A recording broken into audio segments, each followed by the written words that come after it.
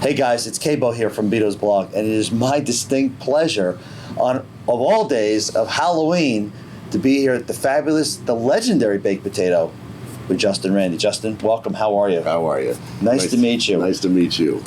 I've heard so much coming from the East Coast about this Mecca, and now that when I walked in here, you could feel the history. This is more like a museum than a club, isn't it? Yeah, this is the musician place. This is where, we're open every night with live music for, the fans in Los Angeles, and from all over the world they come. But really, this is where the musicians come to hang out. We're at the bottom of the Hollywood Hills right there. And for years, everybody lived up there or lived right over there.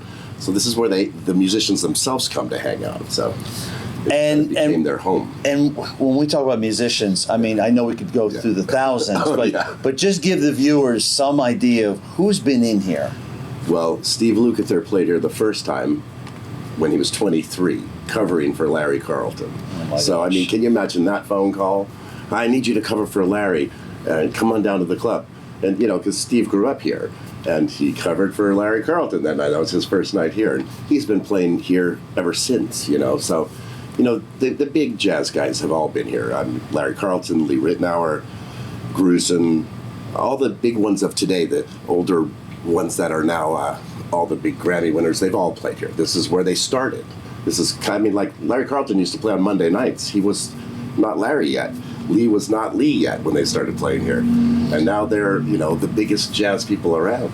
But let's not fool ourselves. This is not just jazz, because you'll come here and see Chad Smith. Oh, yeah. It's everything from straight ahead jazz, they're like full on, upright, straight ahead, all the way till full rock fusion, and everything in between, blues and R&B and jazz and funk jazz, and it's but yet people sing here all the time as well. So it's pretty much a musicians club. It's for a place where musicians play, the best musicians, and they can play whatever they want. They can play as loud as they want. They can play whatever they want, because they're the top guys, and this is where they play. It's interesting when you look at clubs throughout the country, and some of them make it, some of them don't. Yeah. What did this club, particularly in this town, have, in your opinion, that made it? Well, part of it is the size, because as you go bigger, and I've had other Baked Potatoes, and they were much bigger, that's fine, but you lose something. It's something about being 4 feet away from Larry or 4 feet away from Chad that makes this thing that connects the audience to them in a much deeper way. And, we don't have a dressing room. So after the show, Larry's right over there. He played a couple months ago for 4 nights straight, sold out every single show in one day, which, it happens because Larry's Larry. But, everybody got to talk to him because he's just standing out back. It's crazy. Yeah. And 7 nights a week here at the Baked Potato. 7 nights a week, every day. Year round. It's just incredible. I know Wally Reyes. I know he did jamming at the Baked Potato, and that was a big record. Yeah. And that was a big event. So you've had these over the years. Oh, yeah. And you just keep going and going and going. Yeah. I think it's just because it was started by a musician, my father, Don Randy, who is a Wrecking Crew member. He started it because he was in the studios all the time. And the studio players back then, the Wrecking Crew in that era, were all actually jazz guys. They just could play anything. So they were the top cats in town. And then after they'd play in the studio all day playing what they thought was simple rock and roll, even though it was Good Vibrations and all these mega songs that we all know, they'd come here and play that let loose and just get to relax. So this was kind of like their hang. Yeah, this was their studio, and it remains that way today.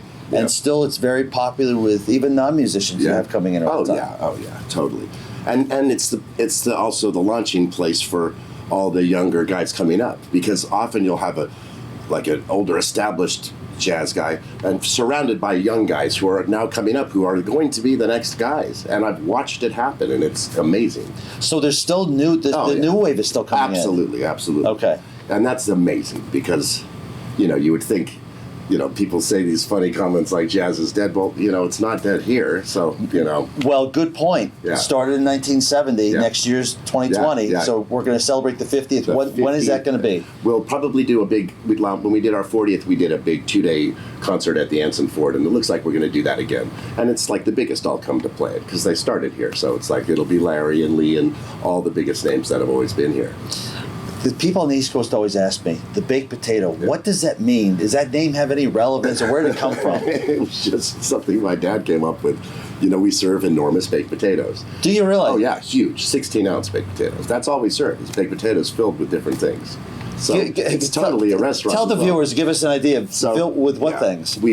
We have 24 varieties of potatoes on our menu, and salads, of course. But you can have steak in a potato, and chicken, and every vegetable. And the funny thing about the baked potato is that we've been vegan for 50 years. Wow. We don't cook with butter. We never have. We Really? cook with olive oil and garlic. We have for 50 years. So as the tides of eating has changed, we've been the same. And all we did was go, oh, vegetarian? Oh, no problem, because most of our menu is vegetables. Because you can get mushrooms and spinach and broccoli all in the potato, You don't have to have cheese, or if you want cheese and bacon, you can have that too. So you could come here and get a 16-ounce potato, Yeah. see some great entertainment, Absolutely. visit history here, Yeah. and you're still in the lovely weather of California. Yeah. You yourself are a musician. Yeah. And I think when you're done with our interview here, you're going to record, right? Yeah, Tell us we're about going in the that. studio. So after all these years, my father's, of course, played on hundreds and hundreds of hits, but he personally has done, I think it's 39 albums as Don Randy and Quest. We finally did an album of the hits he played on with Don Randy and Quest, his band, and I'm singing, and my sister's singing, and my daughter came and played cello. So it's all these big songs that my father is part of. He always has been. They're part of who he is, and part of the tapestry of music that we all know. So we went and re-recorded them in a jazzy kind of way, the way he always does things like that. And it's going to be amazing. It's going to be amazing. It'll be called Don Randy and Quest featuring Justin Randy, Songs of the Family. And we're mixing it literally right now. So, how old were you when your dad started this club? I was, I think, 3 or 4. When you remember in your teen years, Yeah. when did you first start coming to Baked Potato? When I was I grew up obviously in here, but I started working here probably about 13 in the kitchen. Talk about that. How was that to be at home with Dad and then come here and see Dad and see all these celebrities? What was that like as a kid? It was interesting because, part of it was all these people were around him all the time, so you almost didn't realize they were celebrities until you realized they were. I remember the first time I came out of the kitchen and around the corner, and it was just a guy, but it was Jocko, and he was Jocko being Jocko, and he walked in and he walked up to the bandstand, and Ed Alton handed his bass to him like that, literally. He walked up to the bass player, and Ed just took it off and handed it right to Jocko, and he played the rest of the night with my father. So you never know what happens up here. Yeah, that stuff like that used to happen, but it still happens. What was his name? He just played here. Great. Ronnie Foster was playing here just a few months back, and I knew because I got phone calls in the day. But Stevie Wonder was coming because Ronnie played on Stevie's album. So we're sold out and everything, and I had this table over here, and no one in the club realized that Stevie's sitting over there the whole time because it's dark in here. Until, of course, he decided to sing, and then he sang right there. Like, you are the sunshine of my life, to a room that was dying because they didn't even know he was here. And then he just literally gets up and sings with Ronnie. And that's kind of like, can you imagine just going to a place to have a great time that night and have dinner on a date? And then club, and oh my gosh. Place, and you look up and it's Stevie Wonder right there. I mean, that's the kind of thing that's been happening here. Sarah Vaughan came in and played with my father when of course, Al Jarreau was here. He lived up the hill, so he was here for years and years and years. We miss Al quite a lot. I'm sure you do. He was really part of the club. I mean, he had a seat. That's his seat over there. I mean, for all of it, And he's one of those that I miss terribly, because he was just part of, you could sit and hang out with Al. And all the Louis Bellson played here. Yes, he did. That's how apparently he was introduced. Right, introduced to my partner Fred here. Yeah. He's in fact, he signed his endorsement right here on this stage. Right here. What are some of the other people that have been here that you're like, I like you said with Stevie Wonder, I can't believe he or she is here? Yeah. Well, I met Prince in here. Stuff. I met Jeff Beck at that table. I mean, Jeff Beck. I never have gotten an autograph from any person, and huge celebrities, besides huge actors and all those people come here. We don't have paparazzi outside. We've never allowed it. Because if the audience is the show, then we've ruined it. Really, no matter who's here, the band is the show, and they're coming to see them. So we never have allowed it to become that kind of thing, because we're small, so you can fill this room with real people, real fans of music, and that's why we kept it that way. I know they've tried and hung around across the street when they have gotten wind of stuff, but we don't allow them to stand out front. We don't allow them to do that. It's just not what we're about. We're literally about the band, not the audience. So. I was also fascinated to talk to national players, and it's funny how, I don't know how many square feet this place is, but they talk about, oh, I was just at the Garden, but I'm playing the baked potato. I know. And I'm like, wait a minute, what's this baked potato stuff? I mean, literally, like last week, I saw Danny Carey of Tool at the Staples Center. Like, Danny is here, besides playing here at least a couple times a month, he hangs out here all the time because he's a drummer and he loves drummers, and he comes and sees all of the drummers. He comes and sees all of them, all the heavies. And he's like the sweetest guy. And then he's called me and I got a text, do you want to come to the Staples Center tonight? We're playing. And I'm like, great, sure. To see Danny on that stage, like he looked like he was 10 feet tall, but it's still our Danny who hangs out right over there that we hang out with all the time. And there he is. You just see him in a whole different world, you know? Looking back historically, who do you remember ever seeing come through here that you just had a hunch? You said, I think that person could be someone. Jeff Babko, Bob Reynolds, there's these certain young guys that I've seen that are phenomenal, that you can see it the first time how they are. It's because it's more than just being a fantastic musician. Many of them are, but it's the guy. It's part of everything. It's part of who they are. I mean, there's certain young guys that the first time I saw it, Toshi Inagi, he was this young guy, a guitar player, who came to every Steve Lukather show, every Michael Landau show, sat in the front row, and then one day I saw him up here. He got asked to cover for somebody. From that day forward, I heard, wait a minute, this guy is unbelievable. I mean, he can do it all. And, he's the guitarist on the Kimmel Show, and he has been the entire time now. And you're just so proud of these guys. Travis Carlton, his dad's Larry Carlton, but, he played here the first time when he was just getting out of school. He might have still been in school, and the first time I heard Travis, I was like, no way. I mean, he's a bass player. He is the guy. He's the guy. And it's phenomenal to see that. Now, I've noticed you've said a couple times, you've indicated that there are regulars here. Oh, yeah, sure. However, we should say for people out of the area, you just can't walk in. You need tickets, right? Well, you can certainly walk in. We'll get everybody in always. But if you want a great seat, go to the website, purchase the tickets for the night, because then your seat's sitting here waiting for you. Correct. Because, this town is pretty trafficky, and you could just be stuck in it going, oh my God, we're going to miss the show. But you won't, because you bought tickets and it's sitting here. But in addition to the players, you have regulars who are stars. Oh, yeah. Which you must look back and say, what a testament to our club. Oh, I can't believe it. Every month. I mean, who was playing last night? They were like, Jesus, John. Oh, Travis. He said, look at your schedule for the next 2 months. And I was like, oh my God, I know. It's kind of unbelievable. I mean, besides, of course, Lukather's playing again in December. We have Joe Bonamassa for 4 nights. I mean, Joe Bonamassa plays the Greek Theater, the Hollywood. It's Joe. He's going to be it's right bizarre there, when you think 4 about feet from it's the bizarre audience. when you think about it, because this is like they're coming home. Oh, totally. Yeah. Right. Yeah. Right. Absolutely. It's like they're coming home. Yeah. Now, you've withstood the test of time. You're going to celebrate 50. Yeah. I have a funny feeling you're going to celebrate another 50 after that. I certainly hope so. I noticed there's so much memorabilia on the walls that people have to see when they come in. A nice picture of Jeff Porcaro. I know. Everybody's up and here. There's one over there of Hal Blaine, and he had his 90th birthday here just 3 weeks before he passed away. I mean, Hal Blaine was so part of this club. He was part of our family at home. He was my dad's best friend, and he sat right there. And he was 90, and he played that night. He got up and played. He played, in front of. It was a private party, but Charlie Watts was here from the Who. I mean, from the Stones. Every big drummer. Chad was here. Danny was here. Keltner. Every humongous drummer was here just to say happy birthday to Hal Blaine, and it was phenomenal. Oh, and they played the music. All the music that was played that night was songs Hal played on, and all the different drummers played them. So, I mean, he played on Aquarius, he played on Mrs. Rock. He played on so many hits that you could not believe that all the songs that were played, Hal's the drummer. It's crazy. Now when you look around and I see the posters, Yeah.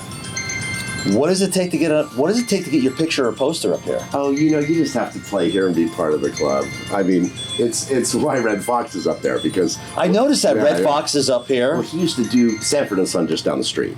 So after the show, he would come here. This is what he did. It was just kind of during that era. The whole cast, they just come here a lot, because a lot of shows were filmed right at Universal or just down the street. Ironside used to be filmed down the street. The whole cast would come here all the time, like on Friday. They'd all come and they'd pick up half the club, but Red Fox would come and stop the show, and he'd do comedy. I mean, he would literally. You have comedy up here. Oh yeah, there'd be a band fully playing, and he would literally. It was Red Fox. He'd stop the show. He'd grab the sax mic and he'd just start talking, and it was incredible. I mean, What is the most outrageous, in a good way, moment that was non-musical, like you said with Red Fox, that you can remember? Because I'm sure you have stories that go on and on and on. yeah, there's been some funny moments, I will say. Any politicians that come in? Clinton's brother, he used to come here quite a lot. So, Really? Yeah. Okay. I mean, he, it'd be security and all that stuff, but he would come and, we'd always know. But it's interesting when these big heavyweights come. In the old days, they just come. Like Dre used to come here all the time because his bass player was Mike Elizondo, who's now a VP at Warner Brothers. But he was my father's bass player originally when he was 19.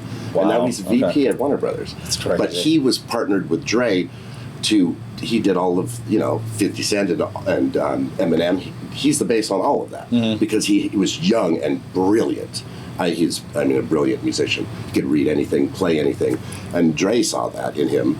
And he's done so much with Dre. But Dre used to come here just to come, because it was no big deal. And now there has to be a phone call and a whole little bit more of an ordeal. And I would assume that if the celebrities come, it's understood.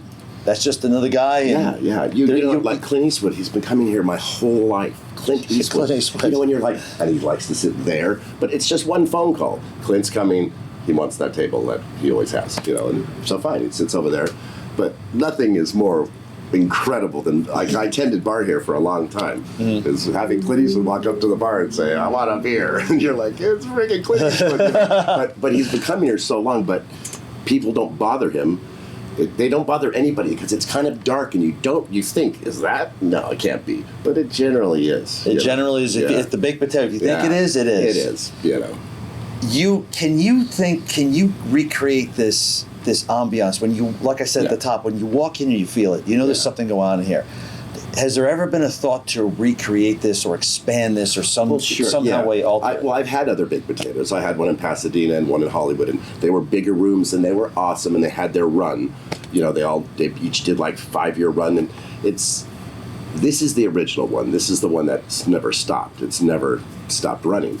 And those were amazing times, and we #1 jazz club always and all that stuff. But this place has a different feeling. There's a kind of heart here that it's in the walls. I mean, it's in the walls.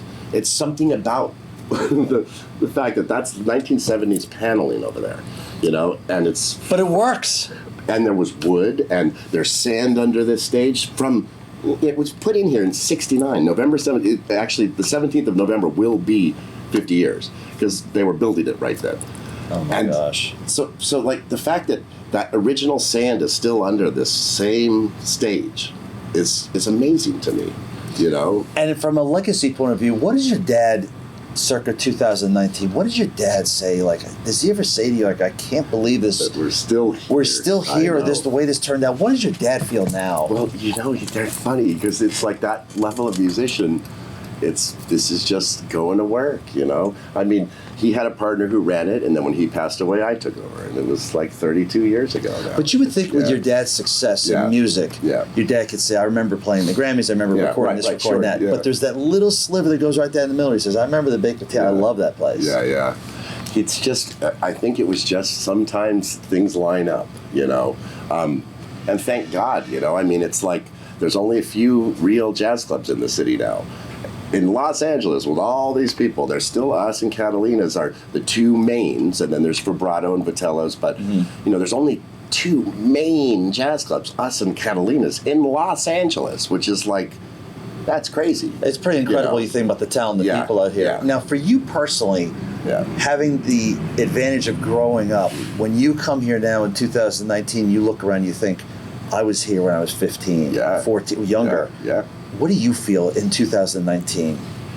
Well, it's my home, you know. It's my home from my home. You know, this is where I'm at. If you need to find Justin, you know where to go. This is You know? this is an extension of your Yeah, house. totally. I mean, I was evacuated because there's all these fires, and I had to sleep on that booth, which I hadn't done in a lot of years. Because when I was young, sure, For different reasons we can't talk about, Pass right. out on the booth, Right. But yeah, you know.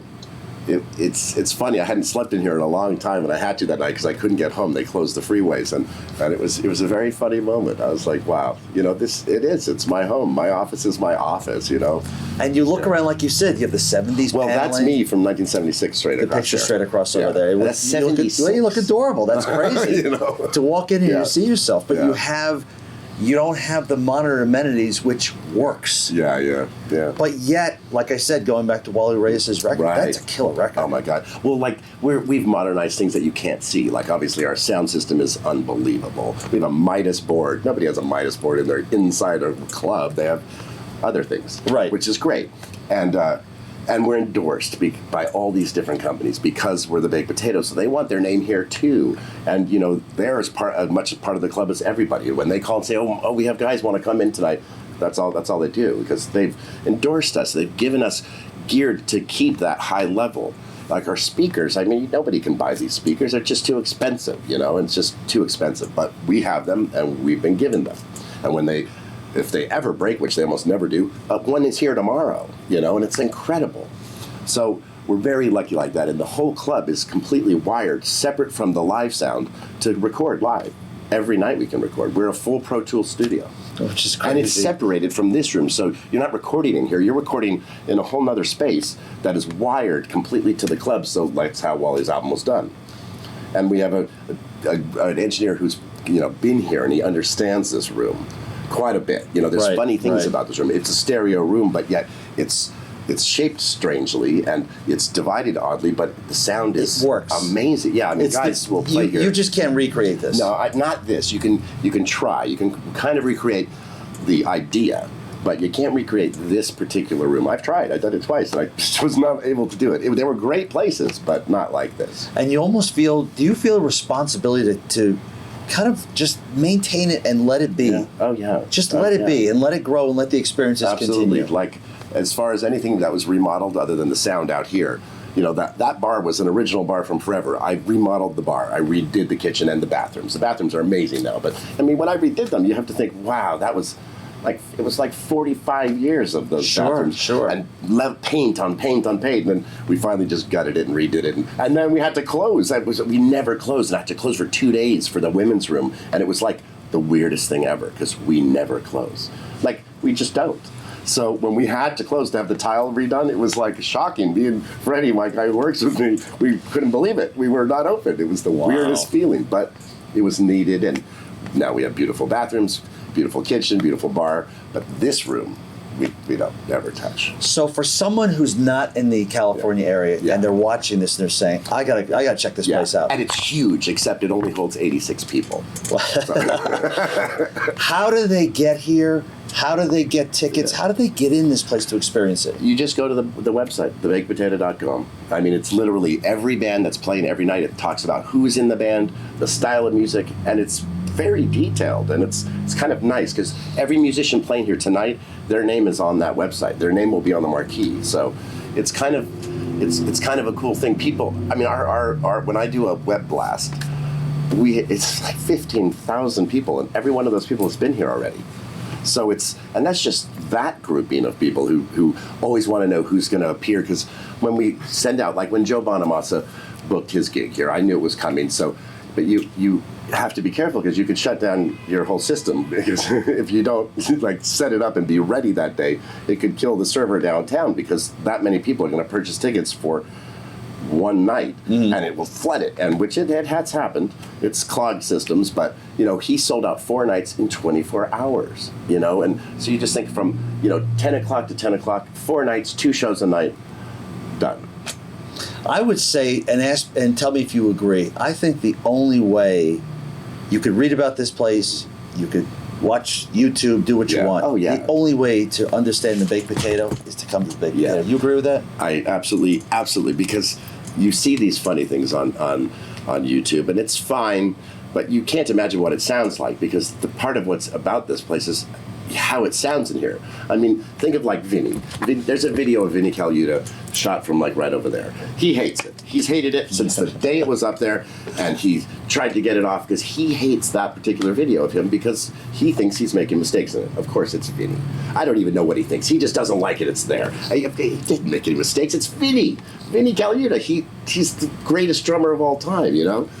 But it's been up there for years. But to see Vinny here, and to watch him and feel his sweat and feel it. I mean, that's watching Vinny this closely, you know, that's what it's about, you know. Justin, if you're any closer, you're in the band in this Yeah, place. I tell you, exactly. it's crazy. Yeah. The history here, it's almost a little bit overwhelming, and I think I told Yeah. you in the beginning, this is more, to me, of a museum, of a rock museum. Right. Really than a Yeah. club, because I've never ever in my life seen a club like this. So we just want to thank you for a few minutes. This place is legendary, and Yeah. people have heard about it. They Yeah, yeah. I don't think they understand. And Yeah. 7 nights a week. 7 nights a week. Yeah. 7 nights a week year round. Tonight's Halloween. I won't even ask you what's going to happen in Adrian here. Farode is here. He's a French bass player, young, fantastic. He's one of a kind.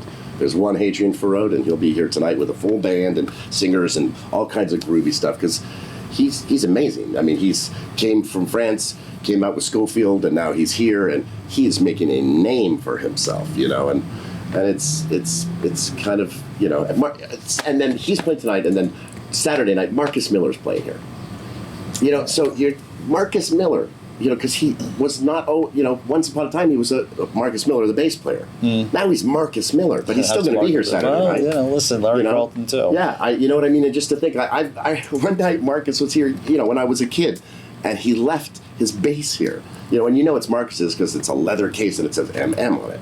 And I remember one night, we're closing up, and I'm like, is that Marcus's bass? Because Marcus was, you know, becoming more and more famous. Yeah, he forgot it.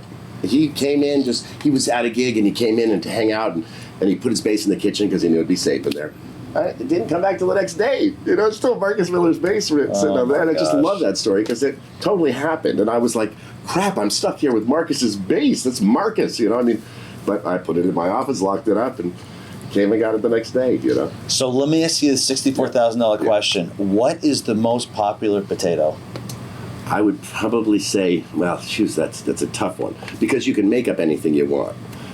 I could come in Yeah. and say I want anything in there. Yeah, you can, anything that's on our menu you can add up. Like Travis Carlton, who I love very much, he makes his own potato up. He likes chicken, bacon, and cheese, and that's not on the menu. There's chicken on the menu and bacon and cheese, all these things, but I think we might have to add it to the menu and just call it the Travis Carlton. Cool. Now, like Abraham Laboriel, he always eats all these vegetables. Like we have a ton of vegetables, like all kinds of fresh vegetables, and you know they're made to order. So he just likes piles of vegetables in there. So I think we're gonna have to call that the Abraham Laboriel. Wow, you keep inventing. Now you're inventing food. Well, yeah, you know, funnily enough, this last month we did a show for the Food Network called The Best Thing I Ever Ate, because apparently one of those television chefs comes here, and he put our name in for it, and we'll be on that show this next season. And our chef Dave came in, who's a fantastic chef and musician, and he made the potato right in front of them for. And what's your favorite? Well, he made the chicken parmesan that night, which is full chicken parmesan and sauce and everything in a potato, which is kind of amazing. You know, I think, folks, we have to come back later for that. And I mean, I've been here my whole life, and I still have them. I had a chicken parmesan the other night, and it's like, you know, I've been eating these things my whole life. And just so you know, my cholesterol is 135, which is incredible. That's great. Yeah, and That's great. I've been eating potatoes my whole life, so there's a little bit of a. You know. So what do you do you come here for the entertainment, Yeah. the ambiance, the food, potatoes, the or drinks. to meet you, or why do you come in here, or for all the above? For all of the above, for the whole Wow, that's experience. great. Yeah. I mean, you know, it's one of these places that, you know, it's all ages at the Baked Potato. So if you have a kid that wants to play guitar, and you're a father, and you're like, you want them to understand what it really looks like, not just on MTV. You bring your kid here, and they can see it in person. It's what it really looks like to be a professional musician. because that's who's working here, and that's what it really looks like to succeed in an art form. Well, it's just so refreshing nowadays to see this because this is no frills. Yeah, But this is the real human element. Yeah. And like you said, when you walk in, whether you play an instrument or not, you feel this is what it's like to be a working musician. Yeah, So yeah. I mean, this is just tremendous. yeah, yeah. And we do our best. That's all we can do every night is our best. And what I love about it is I That's can tell awesome. from just talking to you, you're proud, you're passionate. Yeah. That's wonderful. You love this. I do. I'm the luckiest guy in the world, I got to tell you. Every day I just can't believe that this is the life I get to live. And I get to Wow. talk to these guys on the phone and do this nightly and plan for shows in the future, It's great. It's great. And also that little element, you never know who's coming through that you door. never know. And it is unbelievable when you look over and, Wow. if you know and you look over and you're like, holy cow, it's great. Well, Justin, we want to thank you for a few minutes today here on Beto's blog. Folks, there's nothing else to say. You've just got to come here and experience it. Justin, when they come, should they ask for you to meet you? Absolutely. I'm here all the time. And just so you know, just about every drummer and percussionist all has your equipment. They all have Beto bags. Everybody does. Who doesn't have Beto Who bags? doesn't? Everybody. Are they the guys. best bags out there? That's all I've ever seen. Well, all the pros use them. All the pros use them. There you go. there you They're the go. best bags. They are. I mean, we usually have a pile of them that the drummer sets up. There's a pile of them there. We take them in the back. It happens every day. Well, that's good to hear. So, Justin, thank you so much for You a got few it. minutes. Thank you. Folks, if you're in LA, this is a must stop. You've got to see this. Come ask for Justin. Come check this place out. got it. And thanks for watching today. This is Cabo from Beto's blog.